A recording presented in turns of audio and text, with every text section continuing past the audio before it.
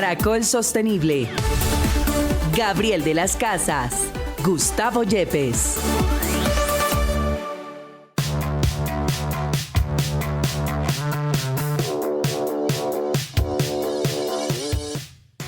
Hola, bienvenidos. Esto es Caracol Radio, Caracol Sostenible, nuestra alianza de cada sábado con la Universidad Externado de Colombia para hablar de sostenibilidad con una de las grandes autoridades y grandes docentes, el profesor Gustavo Yepes. Gustavo, bienvenido como siempre a Caracol Radio, profe. Gabriel, buenos días a todos nuestros oyentes. Bueno, 25 de agosto al 29 de agosto, Semana del Agua. A veces decimos, hombre, ¿por qué nos están hablando de problemas con el agua si al contrario tenemos inundaciones? No, cuando estamos hablando de agua, estamos hablando de saneamiento básico, estamos hablando de acceso al agua potable, profe. Gabriel, efectivamente, como estás mencionando, el agua es un recurso que es bastante abundante en nuestro planeta. El 70% de la superficie del planeta es agua. Sin embargo, el 97% de ese recurso es agua salada. Solamente el 3% es agua dulce, o sea que la podemos consumir, pero no es tan fácil todavía porque el 69% está congelada en los glaciales y en los polos. Okay. Tenemos un 30% que está en los acuíferos, está debajo de la tierra y solamente nos queda el 1% para el acceso a la población. Eso significa que tenemos que hacer un esfuerzo importante para poder conseguir esa agua que es consumible para la población. Un país como el nuestro, que es muy rico en agua, contamos con el 50% de los páramos de todo el mundo y tenemos más de 700.000 cuerpos de agua. Requiere de esfuerzos importantes porque ya han visto todos los bogotanos qué ha pasado con el agua en nuestra ciudad. Entonces es importante que tengamos claro que es un recurso que es precioso y que debemos cuidarlo cada gota. Cuando nos enfocamos en los objetivos de desarrollo sostenible, ¿a dónde llegamos con el agua? Bueno, el objetivo de desarrollo sostenible número 6 es el que busca lograr que todas las personas en todo el mundo tengan acceso no solamente al agua, sino el saneamiento que permita llegar a esa agua y que no se contamine, digamos, con los desechos de las personas. Pero hay una conexión muy importante de este recurso con casi todos los otros, porque el tema de la pobreza está asociado directamente a la falta del agua. El tema del hambre y de la salud también tiene una relación muy estrecha. Si no tenemos una agua limpia no vamos a poder tener los alimentos necesarios para consumir adecuadamente y adicionalmente pues nos vamos a enfermar. En las ciudades con el ODS número 11 de cómo construir esas infraestructuras que sean resilientes y que le permitan a las personas poder lograr tener ese tipo de recursos, entre otros adicionales. Hoy frente a esta Semana del Agua amanecí un poco apocalíptico, porque es que me encuentro una meta que yo no sé si está mal fijada, mal puesta o de pronto vamos muy bien, pero que a 2030 en el mundo a través de UNICEF tengamos la meta de que haya acceso al agua potable para toda la población mundial, se me hace utópico, demasiado cercano o demasiado lejano el cumplimiento de la meta. Bueno, espero que no se le esté pegando lo apocalíptico. Sí, eso iba a decir, usted me está contagiando, sí, profe. Espero que no se le vaya a pegar eso. Ahí sí veo el vaso medio vacío de agua. Claro, perfectamente, tiene toda la razón. Muchos están comenzando a criticar si acaso esas metas que se propusieron no han sido muy ambiciosas y si vamos a tener ahora, que bien metas ambiciosas como para que aceleremos.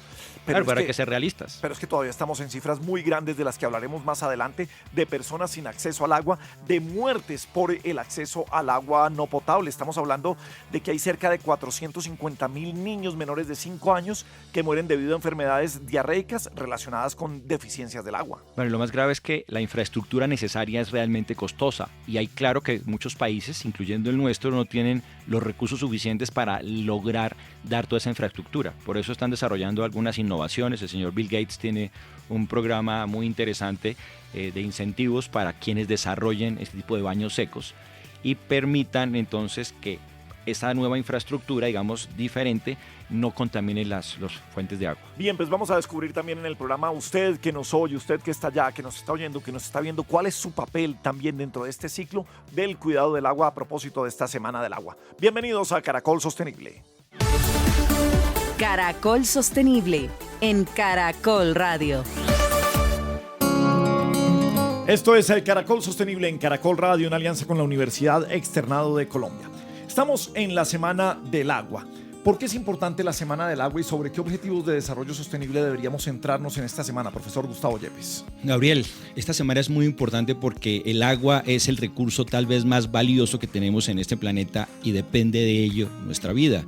El ODS más cercano, aunque está relacionado con muchos otros, como el de océanos, que es el número 14, o con el 11 de ciudades sostenibles, sería el número 6, que es agua y saneamiento básico, que tiene 6 metas fundamentales y que busca es que tengamos acceso al agua potable a todo el mundo, que adicionalmente tengamos saneamiento básico también para todas las personas en todo el mundo y que comencemos a hacer mucho más eficiente el uso de ese recurso natural que es tan valioso, y que podamos comenzar a hacer gestiones del agua para que cada vez más el acceso y el uso sea mucho más eficiente. Como ven, está absolutamente relacionado con la sostenibilidad. Valentín Estrada es oficial de agua, saneamiento e higiene de UNICEF. Valentín, bienvenido a Caracol Sostenible, ¿cómo estás? Muy bien, un saludo para ti, Gabriel, y para Gustavo. Un placer estar en esa entrevista, y también un saludo para los oyentes de Caracol Sostenible. Bueno, agua, saneamiento. ¿Cuál puede ser un primer diagnóstico que tengamos a grandes rasgos? Luego vamos entrando en casos más pequeños, casos colombianos hasta donde podamos, de lo que es el agua potable en el mundo, de lo que es el acceso a la salud del agua o de enfermedades que se deriven de una mala higiene con el agua, Valentín. En cifras globales, en el mundo más de 2.000 millones de personas no acceden a agua potable. Y estas necesidades, digamos, significan que muchos niños, y esto va a ser un énfasis de UNICEF, es que muchos niños, niñas y adolescentes, debido a la falta de acceso a agua segura para que ellos puedan tomar, significa también una potencialidad de mortalidad, principalmente para niños menores de 5 años, principalmente por adquirir enfermedades como enfermedad diarreica aguda, IRA. Además, pues con todos los procesos que esto significa para el retraso en cuanto a su desarrollo, en cuanto a su aprendizaje, y en general pues es una causa, un poco como lo decía Gustavo anteriormente, una causa fuerte de necesidades para las familias, porque es una de las necesidades más básicas. Desde el 2010, a través de la resolución de la Asamblea General de las Naciones Unidas, pues ya es claro que este es un derecho humano, y es un derecho humano el agua junto al saneamiento, de lo más básico para que las familias, las personas pues puedan desarrollarse y vivir sanamente. Oiga, profe, estamos hablando de meta de 2030, de agua potable y segura y asequible para toda la humanidad. Estamos pegados al 2030. Claro, estamos muy cerca. Y ¿Cómo ve ese reto? Es una pregunta interesante, porque de alguna manera estamos hablando de más de 800 millones de personas no acceden a nada de agua. Y como estábamos hablando hace un momento, 2.000 millones consumen agua y que está contaminada, incluso con heces.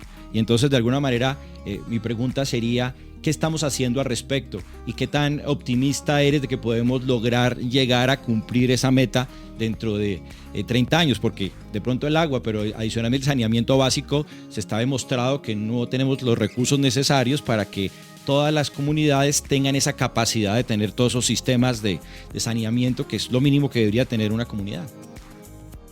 No, Gustavo, y muchas gracias por traer el tema del saneamiento, que se me ha... digamos, es que ahí en saneamiento también estamos hablando de casi 3.000 millones de personas que tampoco tienen un saneamiento básico mejorado, de las cuales una cantidad importante pues todavía hacen sus necesidades al aire libre, y como dices, eso significa un aumento de las rutas de contaminación que enferman a los niños y las niñas. ¿Cómo lo vemos? Nosotros, digamos, y también estudios del Banco Mundial y diferentes fuentes de información dicen que para lograr la meta a nivel global, pues se tendría que acelerar tanto los temas de inversiones, en algunos casos hasta quintuplicar las inversiones sectoriales, y también acelerar el nivel de implementación, pues porque ya estamos a menos de 6 años de tener que cumplir la meta y todavía la brecha es muy grande. Y el problema con la brecha es que son precisamente estas comunidades en lo que normalmente le llamamos como la última milla. No sé si más de 3.000 millones de personas sean una última milla, pero estamos hablando precisamente de estas partes de las comunidades donde que están en asentamientos informales, en zonas rurales, son mucho más difícil de llevar la prestación de los servicios, incluso tal cual como nosotros los conocemos en la ciudad. Allí, por eso, además de estos procesos de aceleración, también va a ser muy importante importante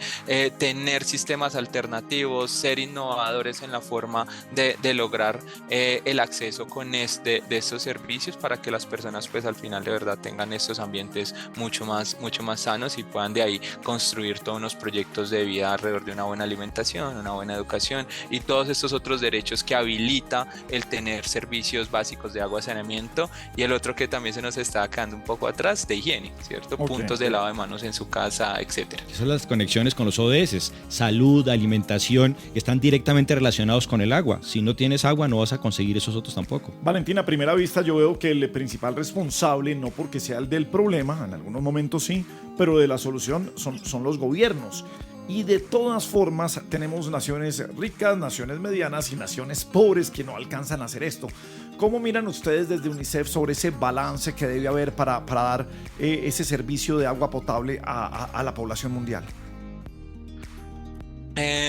Gabriel, esa pregunta es importante. Ustedes saben que dentro de los ODS también tenemos dentro del 6 tenemos un subindicador que es también incrementar la cooperación alrededor del acceso al agua, saneamiento y la higiene.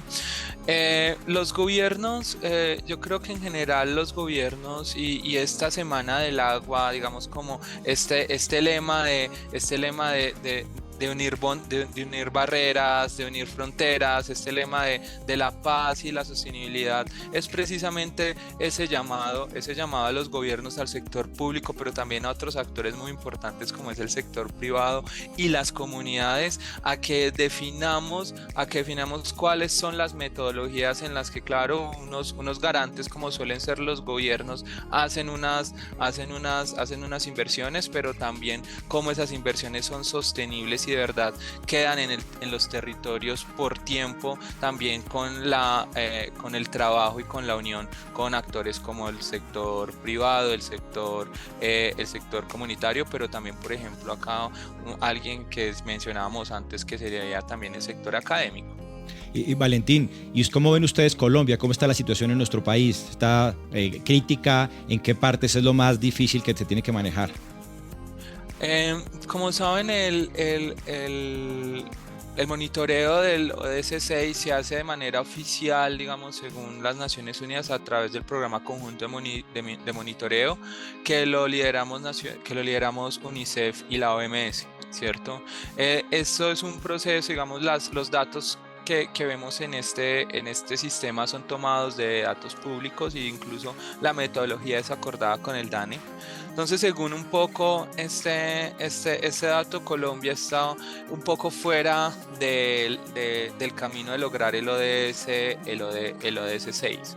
Ahora bien, nosotros sí hemos visto con buenos ojos dos procesos importantes, o tres diría yo más bien, procesos importantes que ha tomado el gobierno colombiano. El primero, y era muy básico, era el ordenamiento territorial alrededor del agua dentro del Plan Nacional de Desarrollo.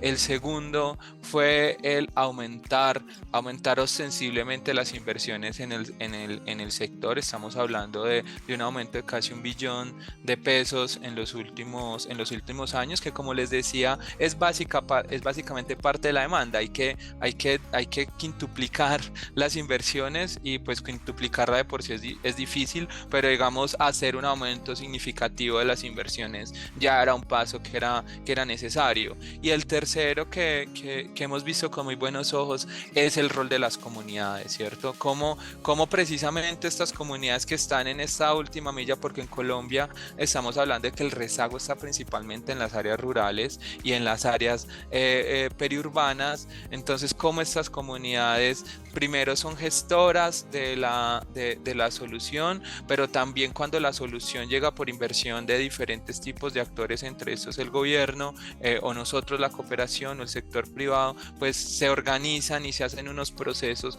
de fortalecimiento tanto comunitario como en los municipios, con un poco más de necesidades de asistencia técnica para que estos sistemas sean, uno, resilientes al clima y dos, sean sostenibles, porque su sistema de gestión, de operación y mantenimiento pues tiene en cuenta todas estas vicisitudes y necesidades y situaciones que a los contextos rurales más pobres del país. Me contestó ahí parcialmente la pregunta que iba a hacer, es precisamente cuál es la responsabilidad del ser humano, del colombiano, del habitante del mundo, precisamente con este cuidado del agua. Y bien lo de las comunidades, pero simplemente se me ocurre, el cuidado de las fuentes hídricas también es parte nuestra, de esas quebradas, de esos riachuelos, ese cuidado de no contaminar, precisamente para que llegue más pura el agua a los acueductos y se pueda hacer. Pues bueno, Valentín Estrada es oficial de agua, saneamiento e higiene de la UNICEF. Mil gracias por acompañarnos en esta Semana del Agua aquí en Caracol Sostenible. Un abrazo y bienvenido siempre.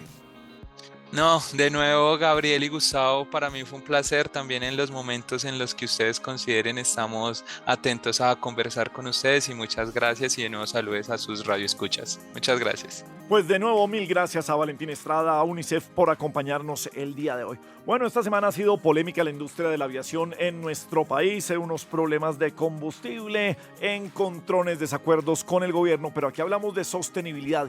¿Y qué tiene que ver la industria aérea? Don Juan Manuel, ¿cómo estamos? Gabriel, estuvimos visitando las instalaciones, el hangar de LATAM Airlines, para conocer su estrategia de sostenibilidad, todo lo que vienen implementando, y esto fue lo que nos encontramos. Muy bien, estamos con Angie Estupiñán, quien es la líder de sostenibilidad de LATAM. Bienvenida a Caracol Sostenible. Hola, un gusto, muchas gracias por estar acá con ustedes. Bueno, Angie, cuéntanos cuáles son esas estrategias de sostenibilidad que está implementando LATAM para compensar emisiones de CO2, para empezar a generar ese camino que necesitamos hacia la sostenibilidad. Claro que sí. Bueno, les voy a contar de toda la estrategia de sostenibilidad. LATAM hace ya 3 años redefinió su estrategia de sostenibilidad, enfocándola en 4 pilares. El primer pilar es gestión ambiental. Allí queremos hacer cumplimiento de toda la normatividad legal ambiental. Nuestro segundo pilar es cambio climático. Como tú bien lo mencionas, nosotros buscamos hacer una compensación de todas las emisiones que generamos en nuestra operación doméstica. Y allí tenemos un trabajo muy bonito con el proyecto CO2 Bio. Es un proyecto ubicado en la Orinoquía. Allá hacemos conservación de más de 500.000 hectáreas de bosque y de sabana inundable. Allá tenemos más de 300 beneficiarios, propietarios, que se encargan de hacer conservación y protección de estas hectáreas.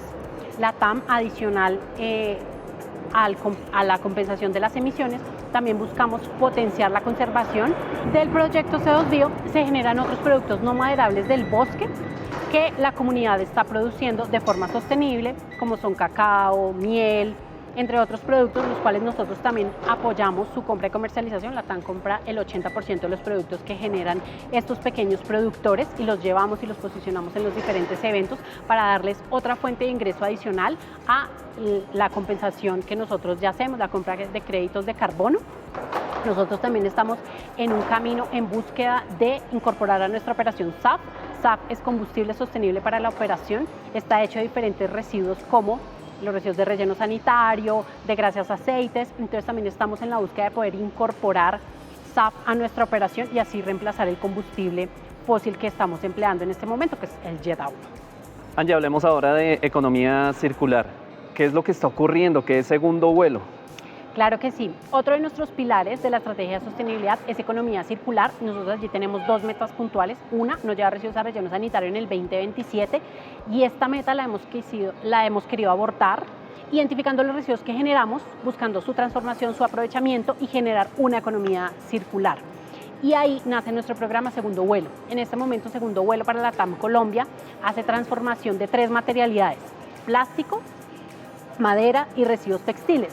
Los uniformes de nuestras circulaciones están siendo transformados en elementos que requiere la operación. El equipo de mantenimiento, puntualmente, sus maletines, los porta-iPads, son hechos a partir de uniformes de la tripulación. Las correas, cinturones de los aviones, buscamos también darles un segundo uso. En reuso de la madera, nuestro casino, el casino para todos nuestros funcionarios aquí en el hangar de Bogotá, está hecho con madera proveniente de la operación. Y también buscamos la reincorporación de materiales de residuos de construcción y demolición y el plástico que también proviene de nuestra operación carguera está siendo transformado en elementos para merchandising y posición en diferentes eventos que nosotros tenemos, o portacarnets, marca maletas, que también sirven para los funcionarios de nuestra operación. Es así como buscamos que cada residuo que nosotros generemos tenga una transformación o una reducción o un reuso para poder cumplir la meta del 2027. La segunda meta, que es eliminar los plásticos de un solo uso, nosotros hicimos y reemplazamos todo lo que tenemos en nuestro servicio a bordo, por eso ya no ven las mantas con plástico, ahora tienen una cinta que las cubre, y así en todos los procesos de nuestra operación buscamos reducir, eliminar el plástico de un solo uso para poder cumplir esta otra gran meta que nos hemos trazado. Bueno, el tema de los plásticos de un solo uso, que está pues muy vigente en este momento, muy importante, pero nombrabas hace un momento algo también, y es la reutilización de madera, y ustedes crearon el banco de madera. Rápidamente, contemos de qué se trata ese banco de madera. El banco de madera es una iniciativa de nuestros equipos de mantenimiento, ellos buscándole una segunda vida a la madera que se genera de la operación carguera. Han desarrollado diferentes elementos como cama bajas, muebles, sillas y mesas para diferentes instalaciones que nosotros tenemos acá en el grupo, y nosotros lo que hemos hecho es empoderar a los equipos de trabajo para que ellos sean líderes de sus propias iniciativas. A la fecha ya hemos reutilizado 7 toneladas de madera en este banco, le estamos dando las herramientas a nuestro equipo de trabajo para que puedan potenciar sus iniciativas y llevarlas a buen fin, y obviamente buscando nosotros soluciones para los residuos que genera la operación. En la visita que estamos realizando aquí en el hangar pudimos ver cómo esa reutilización de madera también cambió el estilo de vida corporativo de quienes hacen parte de la compañía, mejorando las instalaciones que utilizan ellos, y esto se traduce también en mejores oportunidades laborales, o más bien en un mejor lugar de trabajo, lo cual también apunta al ODS número 8. Así es. La sostenibilidad no es solo gestión de residuos. La sostenibilidad también tiene que tener incorporado el factor social, y es que por eso nosotros, buscando reducir el estrés de nuestros colaboradores y mejorar la temperatura en las instalaciones, hicimos todo un diseño de bioclimática para que ellos pudieran tener un espacio apto para su toma de alimentos, para descanso, e incluso convertirlo en un espacio de trabajo. Si ellos querían cambiar su puesto de trabajo, allí lo podrán hacer. Entonces pensamos en confort, en mejorar la temperatura, también incorporamos elementos para el ahorro en el consumo de energía, incorporamos paneles solares, tiene ventilación cruzada. Entonces quisimos incorporar el equipo de infraestructura, el equipo de mantenimiento y el equipo de sostenibilidad, repensando en un espacio no solo para nuestros colaboradores, sino también en brindar elementos de sostenibilidad en su construcción. Angie, vemos muchos frentes de trabajo en materia de sostenibilidad aquí en la TAM.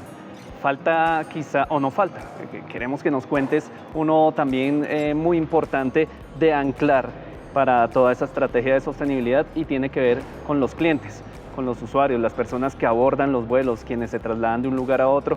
¿Cómo podemos los usuarios unirnos, subirnos a esa estrategia de sostenibilidad de la TAM?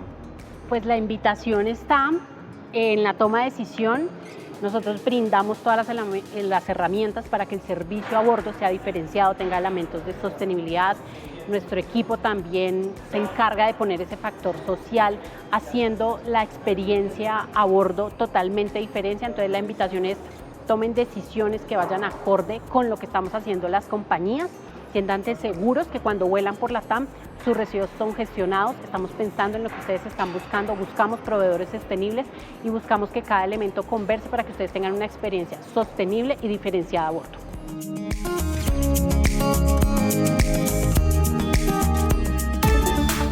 Ya regresamos con Caracol Sostenible. Continuamos con Caracol Sostenible.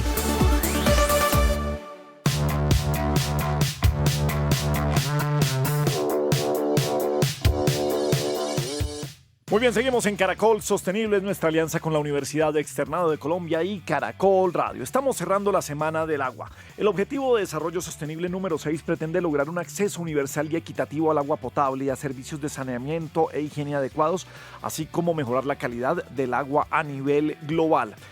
¿Qué pasa con el agua en Colombia? ¿En qué estamos en nuestro país? Pues nada mejor que hablar con Nelly Mogollón, que es experta comisionada de la CRA, la Comisión de Regulación de Agua Potable en Colombia. Nelly, bienvenida a Caracol Sostenible, ¿cómo estás? Muy bien, muchas gracias. Bueno, ¿cómo estamos si tenemos que dar un diagnóstico sobre agua potable en Colombia? ¿Por dónde arrancaría uno? A ver, con relación al agua potable en Colombia, tenemos un gran reto todavía en la medida en que solamente disponemos de un 20%, digamos, en el país. Y necesitamos continuar avanzando en incrementar esa cantidad de agua potable, teniendo en cuenta que para el consumo humano es un elemento importante que tiene que ver con nuestra salud y nuestra mejor condición de vida en el planeta. Para entender un poco más cuál es la función de la CRA en este momento en el país, ¿qué hace esta Comisión de Regulación de Agua Potable? La CRA es el máximo organismo regulador del agua, alcantarillado y saneamiento básico en Colombia. Lo que hace la CRA es regular el mercado del agua en el país, pero para su información, todo lo que tiene que ver con el agua en Colombia está diseminado en diferentes entidades y cada una trabaja desde el ámbito de sus competencias. Entonces, en el caso específico de la CRA es un centro de investigación y desarrollo, es un centro de pensamiento y es un centro de carácter técnico donde se elaboran los marcos tarifarios con base en los cuales se establecen las tarifas en Colombia. La CRA no hace tarifas, las tarifas los hacen los prestadores o quien funge como autoridad tarifaria en los diferentes espacios territoriales.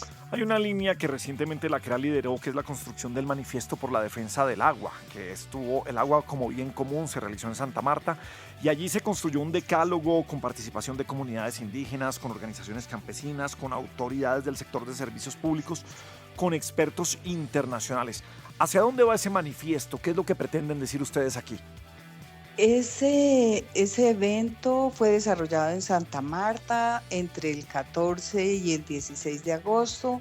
Es un evento preparatorio de la COP16 que se llevará a cabo en la ciudad de Cali en la tercera semana del mes de octubre, y tenía ese propósito.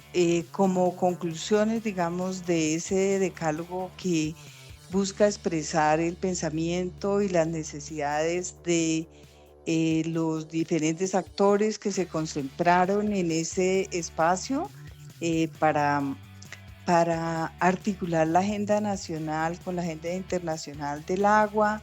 Nos permitió unas conclusiones tales como trabajar sobre el fortalecimiento de la articulación de la Agenda Nacional del Agua con la Agenda Internacional con el fin de consolidar el ejercicio del derecho humano al agua. Esa fue una de las conclusiones. Otra fue ampliar el aprendizaje colectivo sobre soluciones integrales en el manejo del agua en Colombia a partir de experiencias internacionales. El reconocer las diferentes aproximaciones y prácticas culturales con relación a la valoración y compromiso de las diferentes instituciones en la gestión del agua, la consolidación de lineamientos para una agenda nacional del agua y en particular de la gestión comunitaria de pequeños y medianos prestadores que presentan soluciones y garantizan el abastecimiento de agua en diferentes lugares, y en esa medida desde la CRA estamos trabajando por tarifas más justas con información transparente. Hace algunos días pues se arrojaron algunas cifras por parte de la comisión en las que se hablaban que cerca de 13 millones de personas en el país no tenían acceso al agua. Y desde Andesco han solicitado pues que se revisen estas cifras. ¿Cuál es la situación real? ¿Cuántas personas no tienen acceso al agua en nuestro país? ¿Y cuáles son esas zonas que están teniendo mayor peligro por no tener acceso al agua? A ver, esas cifras, hay un dato curioso, y es que son las mismas cifras que utilizó la exministra Catalina Velasco en el Congreso de Andesco, en donde se dice que 13.8 millones de colombianos carecen de agua potable, y esa es una cifra, digamos, que manejamos en el sector como una cifra cierta. El agua potable, como usted sabe, es indispensable para garantizar la salud y el consumo humano. Nelly, afrontamos otros problemas, que no solamente es la potabilidad, sino que no tenemos agua. Estamos en temporada seca, nos estamos quedando sin agua, utilizamos el agua también en hidroeléctricas. ¿Cuál es el mensaje que uno le da a los colombianos sobre lo que es el cuidado del agua? Pareciera absolutamente lógico, pareciera que lo tuviéramos, pero tenemos que seguir martillando cuál es la importancia, pero sobre todo no es la importancia solo del agua, sino de lo que se trata aquí, de agua potable, de saneamiento básico. A ver, en este momento del país ya se superó la etapa del fenómeno del Niño, y estamos esperando en las próximas semanas la llegada de la etapa del fenómeno de la Niña, que ya sabemos, de acuerdo con la información que tenemos del IDEAM, que no va a ser una niña tan fuerte como se esperaría, dado que las fuentes de agua que abastecen varios de los departamentos en el país presentan niveles bajos, digamos. Y en ese sentido y de largo plazo tenemos que repensar más el suministro y la gestión del agua. Se considera que Colombia, por tener los ríos que tiene y los mares a su alrededor y todo, tiene una condición excepcional. Sin embargo, como ustedes se han dado cuenta, en muchos lugares del país en este momento estamos careciendo de agua.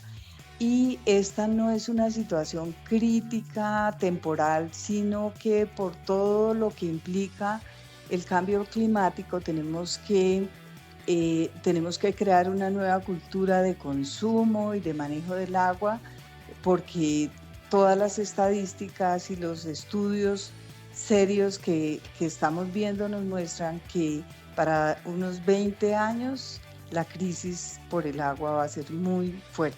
La necesidad de tener agua potable va a ser muy fuerte y debemos prepararnos para eso. Bueno, pues importante mensaje el que estamos llevando hoy desde Caracol Sostenible. Ella es Nelly Mogollón, experta comisionada de la CRA. Nelly, mil gracias por estar aquí en Caracol Radio, en Caracol Sostenible. Bienvenida siempre. Con mucho gusto. Muchas gracias a ustedes y a su audiencia.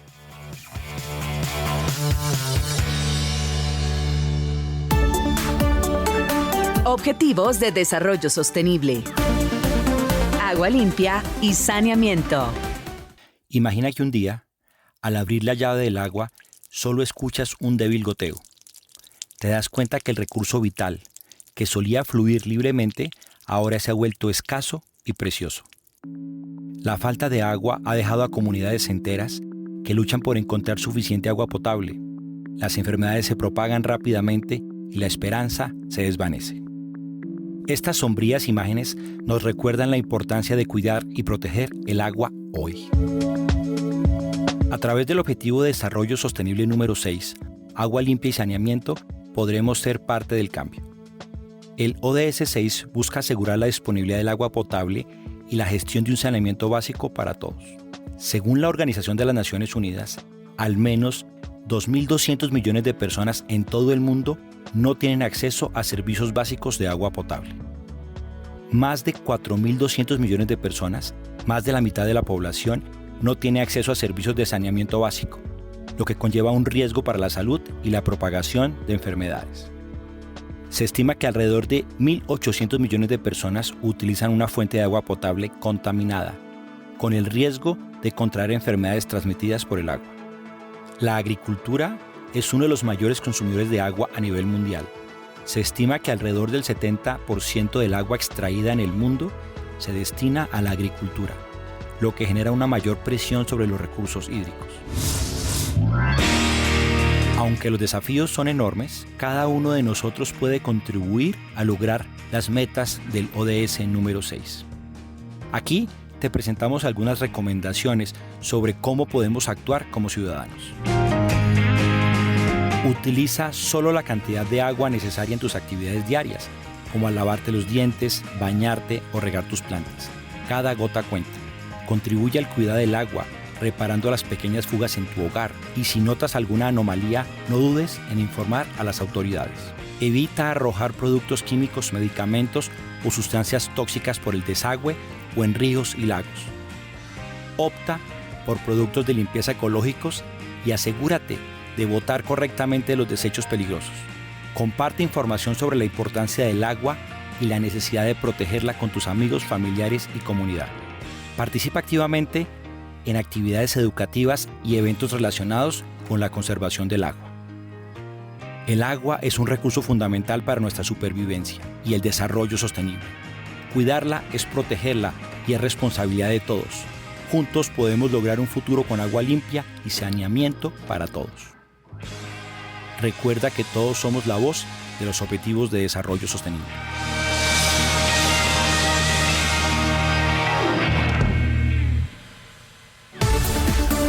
Caracol Sostenible en Caracol Radio.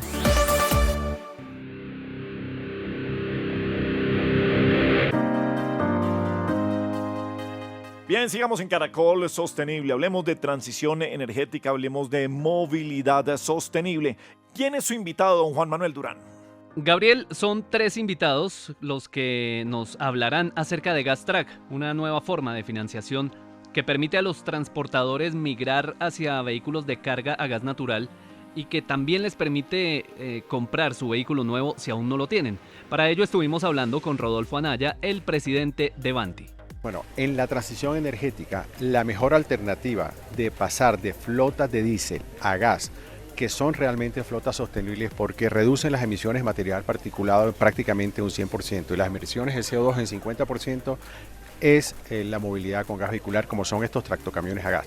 Pero ¿qué encontramos? En Colombia hoy en día hay cerca de 1.400 tractomulas a gas rodando, pero todas de grandes empresas, grandes generadores de carga, no de transportadores independientes. Entonces nos juntamos en toda la cadena de gas, Ecopetrol, TGI, Vanti y otras distribuidoras, para junto con Candeo crear el fondo GasTrack, que es un fondo especializado en financiar movilidad sostenible en vehículos dedicados de transporte de carga a gas natural. Eso es lo que es GasTrack.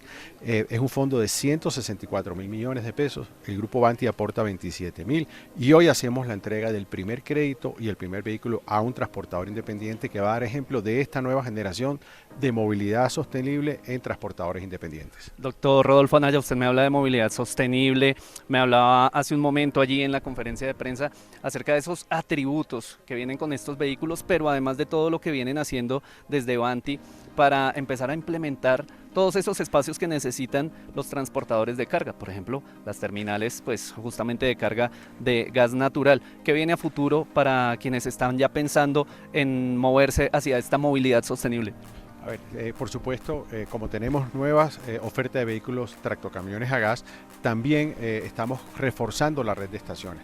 Por ejemplo, en la troncal del Magdalena, Vanti ha construido 3 nuevas estaciones, una en Aguachica, una en Pailitas y otra El Galón, para que todo ese corredor esté cubierto. Igualmente vamos a hacer una Pegasos en Boyacá, en la zona de Tuta, para que aquellos transportadores que accedan a esta tecnología puedan tener un abastecimiento con la confiabilidad que se requiere en todos esos corredores de carga. Y algo muy importante, el tiempo de tanqueo de un tractocamión de esto es 7 minutos, no es demorado, con todas las garantías de buen servicio y seguridad que les ofrece el gas natural.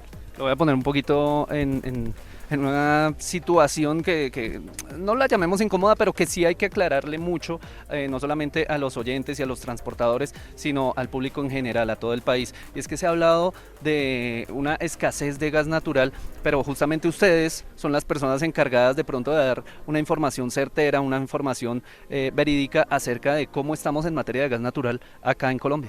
No, para nada incómoda. Al revés, me gusta esa pregunta. Primero que todo, si no creyéramos o estuviéramos absolutamente seguros que hubiera gas, no estaríamos financiando vehículos a gas a 60 meses.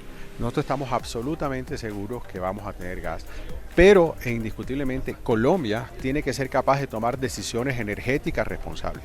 ¿Por qué? Porque si la naturaleza nos privilegió con recursos naturales, ¿por qué no utilizarlos? ¿Por qué los vamos a importar? Entonces, la coyuntura que estamos viendo en general país es que si falta gas nacional, ya hay infraestructura de importación. Ya lo hay, o sea, la molécula no va a faltar. El tema es cuánto va a costar. Ahora, ¿qué pasa? Esta alianza que tenemos con Ecopetrol, tenemos unos contratos especiales a largo plazo que son los que dedicamos al transporte de carga. O sea, el transporte de carga por muchos años siempre va a usar gas nacional a precios competitivos. Pero como país sí tenemos que hacer la reflexión de por qué vamos a importar gas cuando tenemos la posibilidad de producir gas en Colombia. Ojo, y eso no es solo para el gas, igual pasa para el petróleo, igual puede pasar para la energía eléctrica. Entonces, nosotros, digamos, tenemos absolutamente garantizado el gas a largo plazo para toda la flota que estamos convirtiendo de transporte de carga y de transporte pasajero. Y cierro con lo mismo. Si no estuviéramos absolutamente seguros de eso, no estuviéramos construyendo nuevas estaciones y financiando un fondo como el GasTrack. Bueno, pues doctor Rodolfo Anaya, muchas gracias por hacernos parte de este lanzamiento, por estar aquí con nosotros en Caracol Sostenible y por supuesto todas las noticias que tengan que ver con la sostenibilidad, con todo este cambio que estamos generando en nuestra cultura, en nuestro pensamiento. Ahí estamos junto a ustedes. Muchas gracias. Hablamos también con Juan Carlos Gualteros, quien es el primer beneficiario de estos créditos entregados por GasTrack para adquirir vehículos de carga pesada a gas natural. Me voy a meter en los objetivos de desarrollo sostenible. El número 8 justamente habla de trabajo decente y crecimiento económico. ¿Esto cómo ayuda a contribuir en que usted tenga justamente eso, un trabajo decente, un crecimiento económico? ¿Ayuda en este tipo de créditos, este tipo de alianzas que está generando hoy Vanti junto a otras compañías para que personas como usted puedan acceder a este tipo de créditos? Sí, claro. Digamos que pues hay unos requisitos que se cumplen.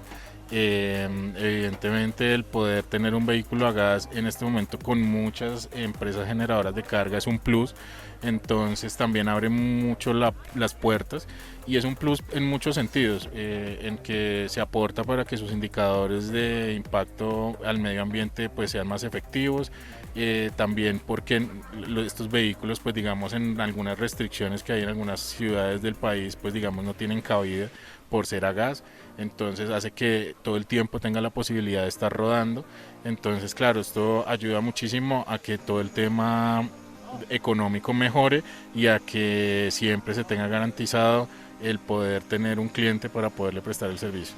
Por su parte, Jorge Neira, presidente de GasTrack, nos dio algunos detalles de la nueva oferta que le permite a los transportadores adquirir su vehículo a gas natural. Bueno, básicamente esta es una nueva financiera que está enfocada en transportadores independientes y pequeñas y medianas empresas que tienen vehículos de carga y que quieren financiar una nueva unidad a gas. Estamos atendiéndola. El mercado generalmente no tiene en cuenta estas empresas ni estos transportadores independientes y nuestra oferta de valor es justamente esa, llegar a los transportadores independientes, a las pymes que generan su carga tradicional y que utilizan vehículos de carga pesada movidos con tecnología gas. ¿Cómo ven ustedes esto en el apoyo económico, crecimiento de las personas? ¿Ya han tenido algún acercamiento con personas que dicen, oiga, ustedes me están cambiando la vida? Sin duda es un tema ambiental y social. Somos también socialmente responsables desde el punto de vista que ayudamos a los clientes a hacer su nuevo modelo de negocio, pero el caso de nuestro cliente de hoy pues es ya una realidad y es que le estamos ayudando a adquirir su primer vehículo propio nuevo y con tecnología a gas, entonces le estamos cambiando la vida a la gente. De esta manera, la alianza entre diferentes empresas del sector abre esta nueva oferta para quienes buscan en el transporte su forma de vida.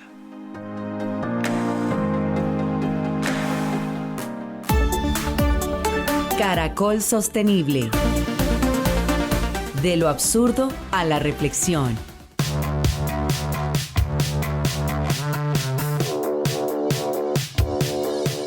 Bien, profe, de lo absurdo a la reflexión. Hoy, Semana del Agua. ¿Por dónde se va usted? Bueno, Gabriel, en un momento en donde ya estamos comenzando a ver conflictos del agua, es muy importante comenzar a ver estos paradojas que se nos están presentando con el tema del agua. Las películas de apocalipsis que vemos en el cine es precisamente la pelea por el agua. Claro, cada vez se está acercando más ese tipo de situaciones. Y aquí podemos ver que cada vez utilizamos más técnicas y estamos tratando de mejorar la eficiencia para el uso de los recursos. Digamos, es una también de las metas de los Objetivos de Desarrollo Sostenible. Sin embargo, este genera un efecto que es como negativo, porque genera una respuesta que el mercado apenas conoce que hay una mayor eficiencia, comienza a utilizarla y obviamente comienza a incrementar entonces su uso. Esto se conoce como el efecto rebote. Y estamos viendo que cada vez que se utilizan ese tipo de técnicas comenzamos a gastar mucho más agua. Les voy a dar algunos ejemplos para que quede más ilustrado. Por ejemplo, hay una región en la India que adoptó un sistema de riego para aumentar por goteo, para que sea mucho más eficiente, y aumentó el cultivo en una superficie de cultivo en 45% en solo unos pocos años, pero el uso del agua se incrementó más que proporcionalmente. También podemos ver cómo en España, con los nuevos modelos, sistemas de riego que eran bastante modernos, que también por goteo incrementó el rendimiento de los cultivos en un 25%. Sin embargo, el uso total se aumentó en un 8% debido a la expansión de las aguas irrigadas.